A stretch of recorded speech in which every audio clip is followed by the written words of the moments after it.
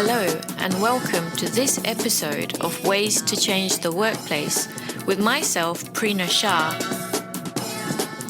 I love what I do. I'm a global leadership coach, a consultant, a trainer, a keynote speaker, a podcaster. I help you to develop your leaders, your teams, and I help you to optimize your organizational cultures. I'm here to help you find ways to change your workplace. Why? Because we spend more time in our waking day at work than we do with our loved ones. It has to be a good place to be. So in this podcast, you can expect a mix of interviews with amazing thought leaders and then some solo episodes from myself as well. Strap yourselves in. This is a little bit of a different episode today. I am handing over the mic to my friend Mel Loy, who was on this podcast last week talking about the art of change communications. Mel has a podcast called Less Chatter, More Matter, and I've been on there as well. Have a listen and see what Mel asks me. Hi, Prina. I'm so excited to chat to you today. Me too. So great to be here, Mel. And for those of you who don't know, Prina is on the other side of the country to me. She's in Perth. I'm in Brisbane. So we're about a 5-hour flight, depending on which direction you're traveling in, away from each other. But that's the power of a globalized world. We've come to know each other online over the last few years. So it's been awesome. Love this network of ours. Totally. Absolutely so. So today's episode is going to be a bit of a two-parter in a way, because I'm going to interview Prina and then she's going to interview me. So, and you'll be able to catch this on both my podcast and Prina's excellent podcast, Ways to Change the Workplace. So if you haven't yet, absolutely subscribe to that. Sorry, that was just my mother calling. So we can edit that part out. Okay, so let's get into it. Prina, I've given a bit of an intro to you at the start of the episode, but what do you do and how did you get to doing what you do? Yeah, really good question, Mel. So I'm all about finding positive ways to change your workplace. That's what I do in a nutshell. I am a consultant, I'm a leadership coach, I'm a facilitator like yourself, and I'm a keynote speaker like yourself as well. I have a podcast, like you said, called Ways to Change Your Workplace. So I help my clients to find decent ways to change your workplace. Change is constant, as you know, and change is also overwhelming. So the kind of projects that I'm working on at the moment are all sorts, helping organizations to move their diversity, equity, and inclusivity programs to be more meaningful at that next level. I've got some leadership development programs that I'm supporting clients on. I work primarily with execs and people at the helm of their career to address the funk that they have within their careers, because the higher you go up the ladder, Mel, it's a lonely ride, isn't it? Mm-hmm. So I do that kind of stuff. I'm just looking at my huge to-do list. And yeah, I work globally. So yeah, lots of online training, in-person stuff, lots of consulting. And I love what I do because I think, like yourself, Mel, it's really varied. And you ask why I do it as well. I do it, and how I came across it is, so I've got over 20 years of experience in the corporate world. I feel like a little bit of a dinosaur now, but a good dinosaur. You and me both. Yeah, right? We've got experience. So in the corporate world, I specialized in both areas of HR. So not many people do this. I worked in generalist HR as well as a specialist area called organizational development. And I chose to straddle the both because I really needed to learn the pain points of the workforce from a generalist HR perspective. And then OD, organizational development, is my thing. And I fell in love with that. And that's a proactive arm of HR to stop the fires from even happening in the long run. And I learned the best. So, oh gosh, I'm qualified in all sorts of stuff in an organizational development sense, lots of culture change and lots of human behavior change. So I focus on specifically organizational culture change and human behavior change. And Mel, can I just say, I've been an early reader of your book and I'm loving all of the social psychology and the little tidbits that you've got in your book. I'm a fan. Oh, thank you so much. And it means so much coming from you as well, because I value your opinion so highly, because you are, as my niece said after we met, she's so smart. I'm like, I know, she is so smart. And look, I think we're two peas in a pod in that we definitely put people and their experience at the center of everything we do. It's that's quite a strong alignment with us, which kind of brings me to my next question, which is, you coach a lot of leaders and teams, and I know how busy you are, but from a comms point of view, what are some of their biggest challenges? Oh my gosh. Mel, I tell my mum this all the time. I would say probably 90% of the time, miscommunication or misinterpretation of said communication. So I work with, teams at the height of their success. Wonderful. They're all working really well. Then I support teams at the other end as well who need to expand and get better and optimize, essentially. And the teams who need to especially optimize, there's something broken there, and that often comes down to communication, Mel. And that might be communication with each other, or it might be that top-down communication from the leader and what's lacking and the missing piece is there. And, we work off so many channels within the workplace now as well. I'm glad I'm not in the workforce. Oh my gosh, it would be so overwhelming. Imagine there'd be like Teams messages popping up, and then people have text messages and emails and whatever else happens as well within the workforce. I think from a comms perspective, Mel, I'm really focusing on that for this conversation. There's a lot of overwhelm out there, and I think that overwhelm creates the issues. I think you're exactly right there, and it's something I've seen with some of my clients in the last year or two. There was all these new channels just brought online very quickly through COVID, ripping the Band-Aid off quick. We need Teams, we need virtual, we need this, we need that, because all of a sudden everyone's offline. Normally when we bring in a new channel, we take it much more slowly, and we integrate and we make sure we're not doubling up. But now what we're finding is people are so confused, because where am I getting my information from? Did I see that in an email? Did I see that in a Teams chat? Or did I see that in a Slack message? Or, was it, I don't know where to look anymore. And that you're right, there's so much coming through. And it was interesting. I was reading some stats a little while ago, end of last year. There was some research around how disruptive chat apps are at work. And I think it was around an estimate of 157 hours of lost productivity per employee per year in Australia, just because of chat apps, And that's just, a symptom of a bigger problem, not understanding, not having an alignment as a team on what do we use what channel for. And how do I find the information I need to do my job well? Yeah. Absolutely so. And, from our own personal perspectives, might go on Instagram just to post something about my business, and half an hour later, I've been chatting with Mel or something. Have conversations and whatever. Then you'll just think, what just happened? Yeah. So where did that half hour go? From a human behavior perspective, we are like this anyway, and then we add this to a workplace. Of course, it's going to be the same at work, but compounded, because we've got our normal work to do. And I guess human communication sometimes is a bit lacking as well. Absolutely. Which brings me to, you said something just before about miscommunication and misinterpretation. Can you talk a little bit more about what they look like in practice? Yeah, so, oh my gosh. Okay, miscommunication. So often nowadays, what I'm finding is leaders are so busy as well. So I've got such compassion for leaders, and there's a lot on them in terms of expectations of how they have to deliver. When they are trying to deliver messages, it's often quick and, okay, I've just sent them an email. It's all good. We've done it. Or I've sent a message on our Teams channel. Job done. No. Not at all.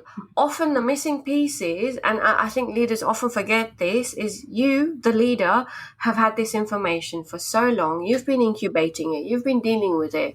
And you've just dropped this bomb of a message, whatever it might be, to your team who've not had any heads up about it. They've not had any, conversation about it as well, And I think that's one of the big pieces that's a pain point for leaders. They are busy, therefore they're relying on these channels to quickly communicate. And then on the other flip side, Mel, when I read such a message, it might just be like, what the hell? What has just happened? And then the gossip starts. And then we start to assume things as well. So that's what's happening.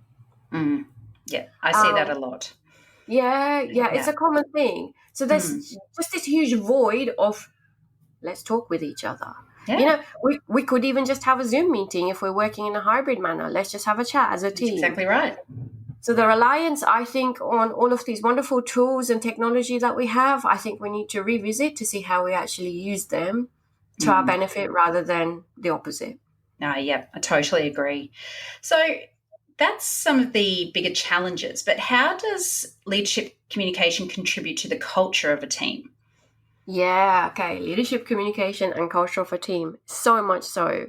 So don't rely on the internet, have the conversation, please. It's on the internet. I hate that line. I just, please don't.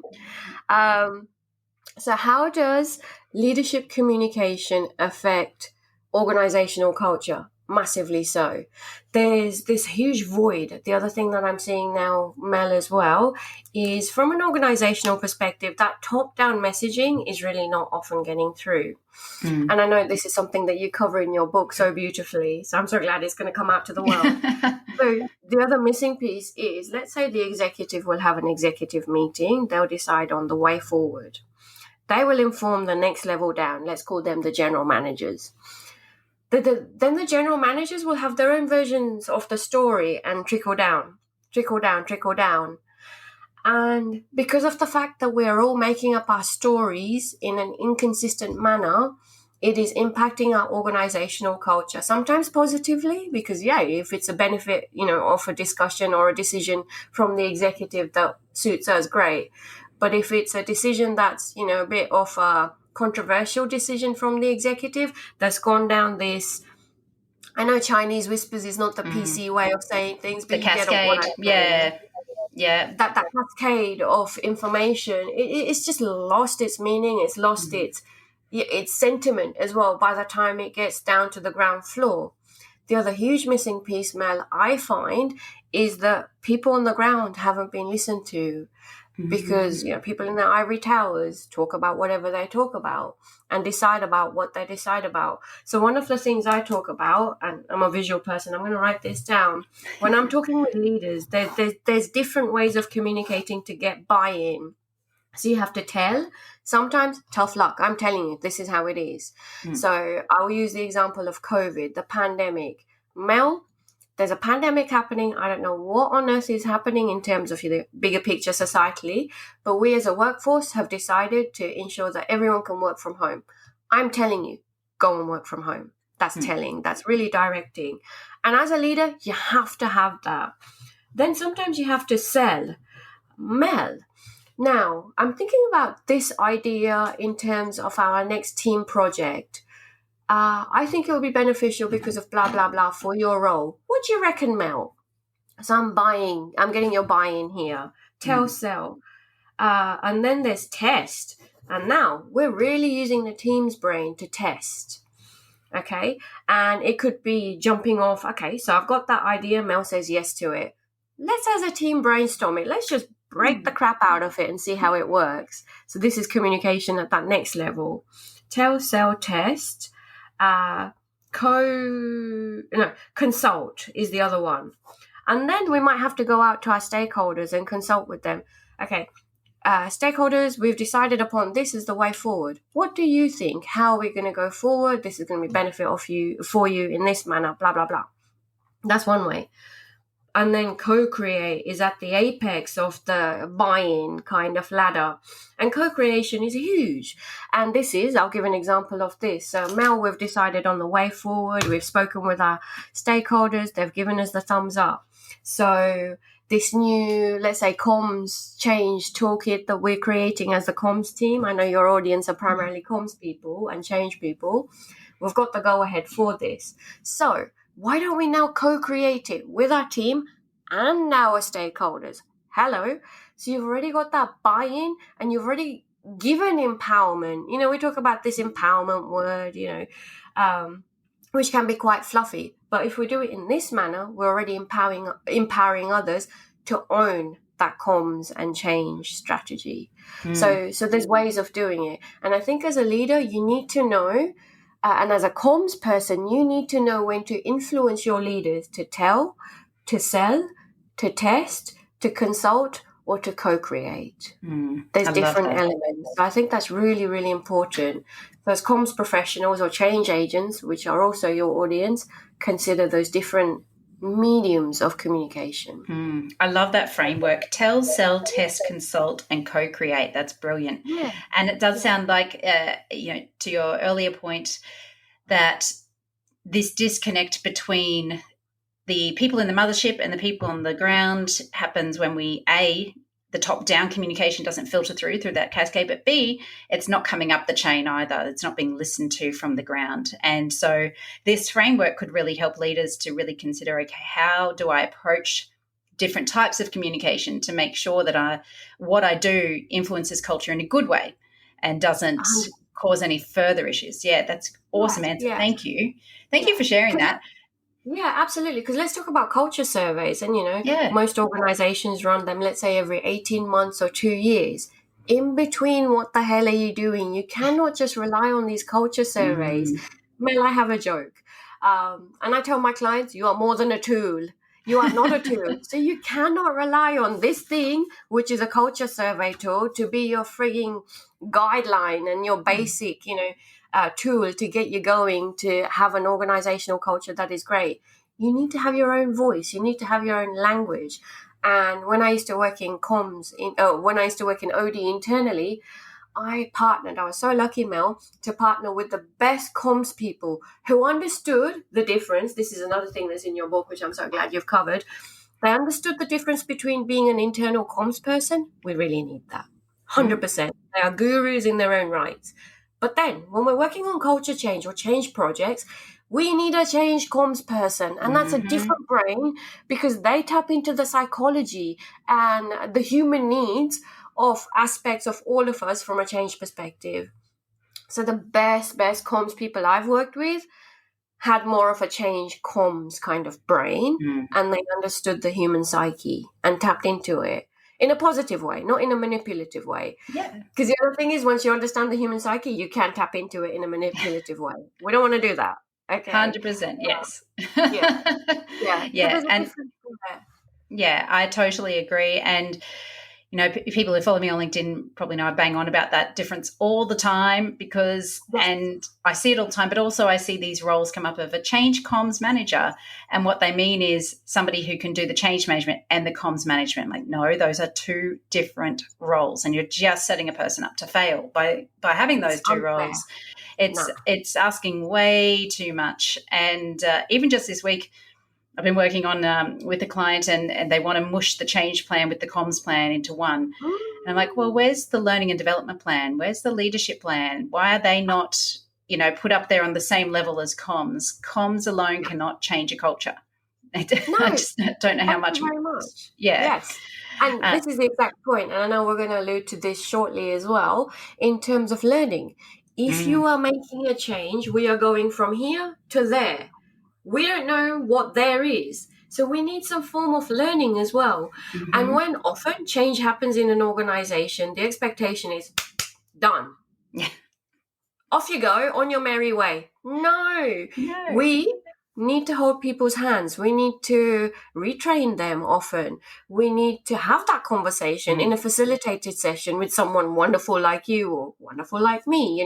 You need to have those conversations about the gap that we are bridging to get to this new way of working, whatever it is. That's so often the missing piece in a workforce, Mel. Yeah, as well, that learning piece. Absolutely. So speaking of learning, what are some of your top 3 to 5 tips for leaders on how they could create some really great experiences for their teams? Okay, I'm very, very pedantic about this one. I have one top tip, first off, let me tell you, and a lot of my clients have got it. All you need from a leadership perspective is to allow your team to bring them up just out of business as usual, just bring them up from whatever they might be drowning in 4 times a year. And Mel, I call these team health sessions or team optimization sessions. And I've been running them for a while with some amazing, beautiful teams. And what this enables teams to do, Mel, is just stop and smell the roses, right?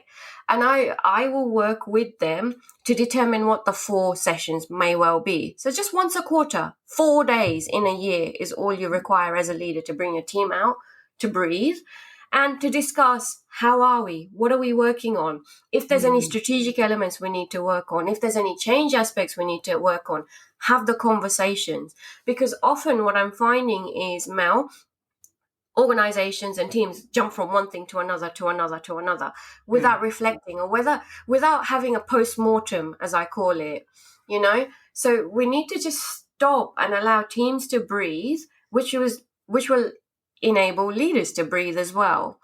The other missing piece in that respect also is, if you don't have such sessions, Mel, leaders are unaware of really what's happening. So when I hold these sessions, the other thing I ask leaders to do is, please take your leadership hat off. This is a day off for you as well, just to sit back, observe, and participate. So as a leader, I think it's really important for you not always to be a leader. And that's anti everything that a leader's been taught. So they freak out initially. Letting go of control is a good thing. Trust me, it's a good thing. But you have to have that trusted facilitator as well. So I work in tandem, in partnership with those leaders to say, okay, well, what are the quirks of the team right now? What's happening? So, for example, this week, in fact, I have a session happening with an amazing team. Now, they're an international team. Beautiful, beautiful. I have pinpointed, as has the leader, they are all solo high achieving. They're high flyers, but they're all solo agents. Right. The intention now is to bring the team together as a cohesive unit.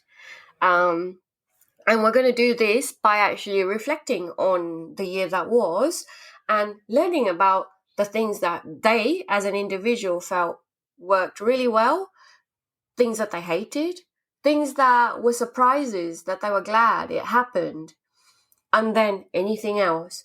To have this kind of conversation as a team, from hearing different perspectives as a leader, I think is invaluable. Because the other thing that we talk about from a psychological perspective, from a comms perspective, everyone knows about it, is that connection. We don't have to be best mates, but I need to connect with you, Mel, to understand your ways of working, how you are, in terms of when you are stressed potentially, what kind of support you need. If as a leader I know that and I can connect with you better, I'm going to be a better leader for you, and you're going to be a better worker for me as well. So it's win-win. Yeah, I love that. And that's a great tip. And I think you're right. I'm doing some work at the moment for a client on a bit of an internal comms audit, basically. But some of the results that have come back from our research have really shown people are really missing that face-to-face time. And yet it's the number one thing they find the most valuable as a source of communication. So it's about, well, how do we set up businesses to be able to give teams and leaders that time off the floor, off the books, and have those good conversations and, really make sure that everybody's, I know the word alignment comes up a lot, but actually is aligned. There's agreement, there's alignment. And even just walking away from there feeling like I feel really well informed, that basic outcome of communication that often so fails us, just do I feel well informed, yes or no, can make a huge difference. So how do we get leaders on board? You do a lot of this sort of stuff with teams. How do you get them on board with actually running these workshops, actually saying and investing in learning and development? Okay. The first question I ask them is, do you understand the concept of balcony time? Some do, some don't. So for those who don't understand the concept of balcony time is taking dedicated time out of your workday to step up onto the balcony to have a bird's eye view of everything that is happening. Many leaders say to me, what is that about? No, I don't do that. Well, hello, we need to do that then. And then I talk about the other thing, balcony time. Are you on the dance floor, as in operational? Are you busy, just running from one project to another? Or do you allow yourself that balcony time? So I think, Mel, using that analogy, I think really gets leaders thinking differently for themselves, and then they see the benefit to their team as well. when they allow their team this balcony time, people shine. The conversations that happen are something else. And you have to use a good facilitator, absolutely so. And you have to have that trust in the facilitator, as I said as well. But my gosh, it will propel your team to just amazing new ways of working and connecting differently as well. Now, I'm very mindful of the fact, like I said earlier, we don't have to be best mates, but we really have to do work well together. And that's what these sessions are about. It's allowing yourself just to breathe and get away from the everyday operational, business as usual kind of work, to take that helicopter view and the long-term view as well. Because change is so fast, as you know, as everyone knows. We need to keep on top of it. That ain't going to change. We have to change the way that we work. Yeah, I love that balcony view and that analogy of the dance floor. I think, using analogies like that sounds like can really help people get out of their heads almost and start to think differently, because you're asking them to think, to visualize something quite different. So I love that. That's awesome, Prina. Hey, one more question before we get to our final few questions. And this one wasn't on the brief, but you are writing a book yourself. Can you tell us a bit about what it's about? Oh, Mel, I am. My book is about leaving a legacy in the workplace. It's a huge, huge, huge endeavor. Now, this came about a few years ago. I was speaking with someone and he said, my CEO is leaving. I don't know what to do. I don't know how to address him. Like, okay, well, ask him what the legacy he wishes to leave is and how you can support him as an OD practitioner this person was. Then I've been incubating it for a while, Mel, and we caught up last year and I told you I had a million ideas, but this is one of the million ideas that I had. And I think, Mel, every single one of us can leave a legacy within the workplace, whether you are an executive, whether you're a leader, or whether you're a team. So this book is for all three of them. Depending on what you're doing, every single day you can leave a frigging legacy. You need to define what that legacy is. And I think that's often the missing piece. And I think that's often the thing that causes people this funk. I'm doing my 9-to-5 job. I'm not feeling it, Prina. This is so much what I hear. Even people at the apex of their career. Prina, I have been dragged through my career. I've been tapped on the shoulder all the time. I haven't potentially, picked that job for me. I'm like, okay, well, what do you want to do? So it's tapping into that individual or that team's heart, I guess, and their essence to make the workplace less, can I swear? Yeah, go for it. To make the workplace less shitty. That's what I'm all about, right? So what is a legacy that you wish to leave? And I think that's the missing piece, because from an organizational psychology perspective, we also know every single one of us wants to contribute in some way or another.